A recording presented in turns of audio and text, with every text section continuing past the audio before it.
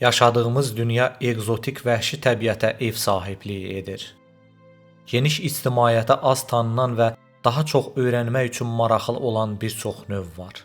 Bu canlılardan bəziləri həqiqətən çox qəribə quruluşa malikdir. 10. Qıvrılmış kərtənkələ. Qıvrımlı kərtənkələ həmçinin qıvrım boylu kərtənkələ, qıvrımlı əjdaha və ya qıvrımlı aqama kimi də tanınır. Avstraliyanın şimalında və Yeni Qvineyanın cənubunda endemikdir. Onun ümumi adları adətən kərtənkələnin bədəninə qarşı bükülmüş vəziyyətdə olan boyun ətrafındakı böyük qıvrımlardan gəlir. Vaxtının çox hissəsini ağaclarda keçirir. Onun qidası əsasən həşəratlardan və kiçik onurğalılardan ibarətdir. Bəzən bitkiləri də yeyir. Bu, nisbətən böyük kərtənkələdir. Ümumi uzunluğu orta hesabla 85 sm təşkil edir və egzotik ev heyvanı kimi saxlanılır. O, öz bədənini potensial yırtıcılardan qorumaq üçün uyğunlaşdırıb. Son dərəcə sürətlə qaçmaq qabiliyyətinə malikdir və sürət yığdıqda yalnız arxa ayaqları üzərində qaça bilir.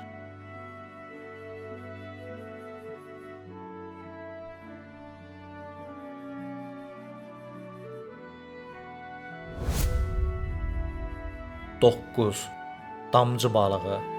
Damcı balığı materik Avstraliya, Yeni Zelandiya və Tasmaniyanın sahillərindən kənarda dəniz dibinin 600-1200 metr dərinliklərində sularda məskunlaşan dərin dəniz balığıdır. Damcı balığı sudan çıxmış olduqca qəribə görünüşlü balıqdır. Lakin bu, onun üstünlük verdiyi sulara qəribə uyğunlaşmaları ilə bağlıdır. Bir çox balıq üzmə qabiliyyətini yaratmaq üçün qaz kisələrindən istifadə etsə də, damcı balığı bunu sudan bir qədər aşağı sıxlığa malik jelatinli kütlədən təşkil edərək edir. Damcı balığının əzələsi yoxdur. Ona görə də varlığının çox hissəsini cərəyanla birlikdə üzməyə və qarşısında üzən hər şeyi yeməyə sərf edir.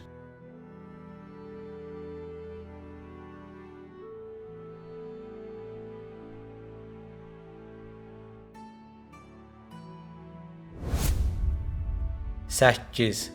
Qoblin köpək balığı. Qoblin köpək balığı dərin dəniz köpək balığının nadir növüdür və təxminən 125 milyon il yaşı olan Mitsicurunidae ailəsinin yeganə nümayəndəsidir. Bu çəhrayı dərli heyvanın uzun, uclu burnu və əyri dırnaq kimi dişləri var və inanılmaz sürətlə hərəkət edə bilir.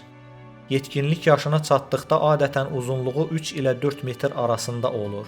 Baxmayaraq ki, 2000-ci ildə tutulan və 6 metr ölçüldüyü güman edilən kimi xeyli böyüyə bilər.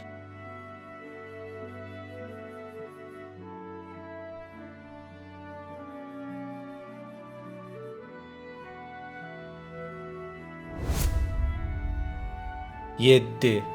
Yexidna. Bu siyahdakı bir sıra Avstraliyalı heyvanlardan birincisi, bəzən tikanlı qarışqa yeyənlər kimi tanınan yexidna məməlilərinin monoterim sırasının iki üzvündən biridir. Onların bədəni tikanlarla örtülmüşdür və uzun burunlara malikdilər. Yexidnalar və pladapusun mövcud olan 4 növü yumurta qoyan yeganə canlı məməlilərin və monotermata dəstəsinin sağ qalan yeganə üzvləridir. Bəzi növlərin pəhrizi qarışqalar və termitlərdən ibarətdir. Lakin onlar Amerika qitəsinin əsl qarışqa yeyənləri ilə sıx əlaqəsi yoxdur. Yexidnalar Avstraliya və Yeni Qvineyada yaşayır.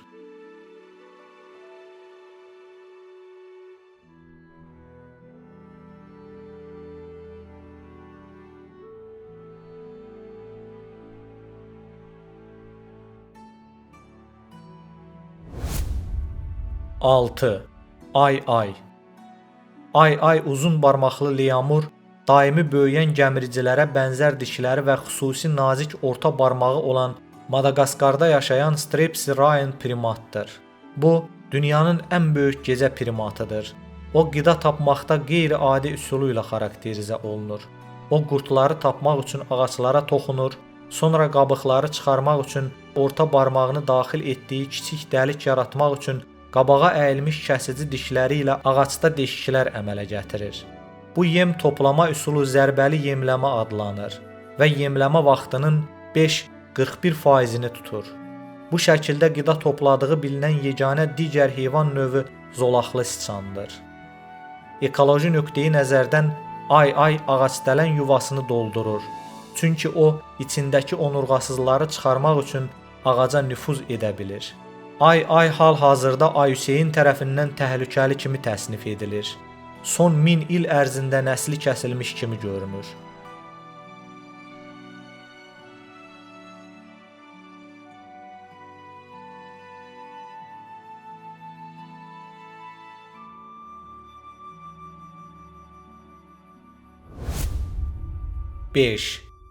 Pələng salamandırı. Meksikalı gəzinti balığı kimi də tanınan akseladl dünyanın ən nadir amfibiyalarından biridir. Əhəmiyyətli zahiri görünüşündən başqa amfibiya neotenikdir. Yəni yetkinlik yaşına çatdıqda metamorfozdan keçmək əvəzinə suda yaşayır. Onlar həmçinin bədənlərinin demək olar ki, hər hansı bir hissəsini bərpa etmək qabiliyyətinə malikdirlər. Aksolotlar doğma Meksikada az qala nəsli kəsilmiş olsalar da, onlar əsirlikdə böyüyüblər və elm dünyası, eləcə də mülki insanlar tərəfindən ev heyvanları kimi qiymətləndiriliblər.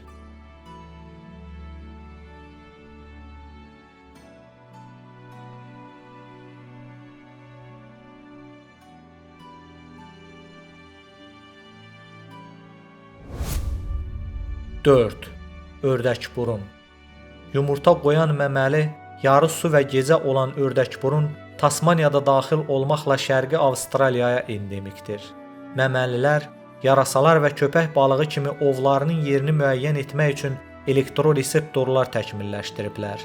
Lakin ördəkburunlar inanılmaz dəqiqliyi təxmin edən, demək olar ki, 40.000 elektroreseptorlara malikdirlər.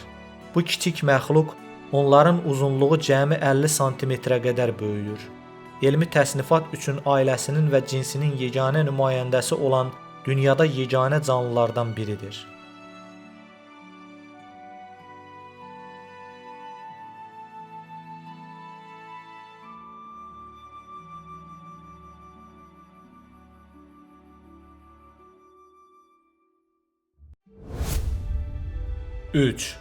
Ahtapot. Damba ahtapotları kimi tanınan pelagik çətir ahtapot cinsidir. Damba adı onların Disney 1941-ci ildə çəkdiyi Damba filminin baş personajına bənzəməsindən irəli gəlir. Hər gözün üstündəki mantiyadan uzanan görkəmli qulağa bənzər üzgəc var. Cinsdə tanınan 17 növ var. Onların qidasına xərçəngkimlər, qurtlar və kopepodlar daxildir. Müxtəlif Grim Potutes növlərinin orta ömrü 3 ildən 5 ilə qədərdir. Səthdən ən az 4000 metr aşağıda yaşayır. İndiyə qədər qeydə alınan ən böyük Dambo ahtapotunun uzunluğu 1,8 metr və çəkisi 5,9 kiloqram olmuşdur. Bu, həddindən artıq dərinliklərdə çox soyuq suda və günəş işığının tam olmaması şəraitində yaşamaq qabiliyyətini tələb edir. Dambo ahtapotları qulağa bənzər üzgəclərini yavaş-yavaş çırparaq hərəkət edir və sükanı idarə etmək üçün qollarından istifadə edirlər.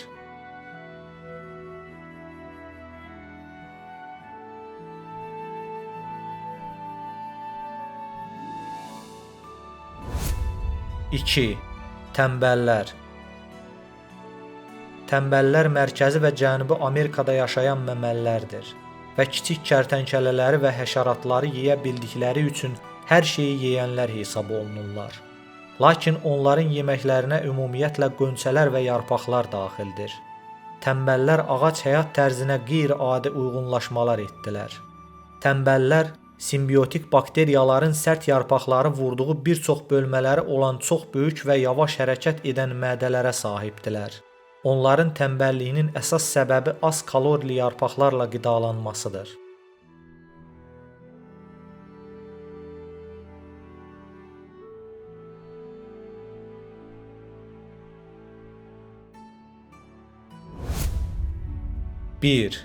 Meduza. Okeanidae ailəsinin hidroid meduzası əslən Karib dənizindədir.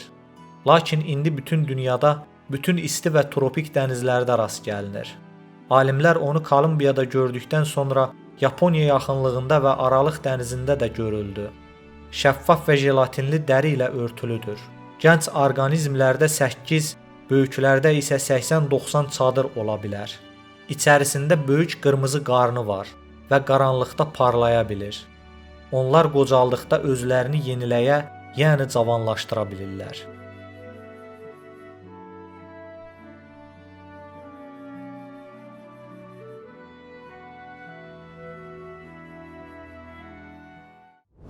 Planetimizdə hər birinin öz funksiyası olan milyonlarla müxtəlif canlı var. Bu bənzərsiz nizam uca yaradanın qüdrətidir. Sevgi və hörmətlə mən Yusif İsaq.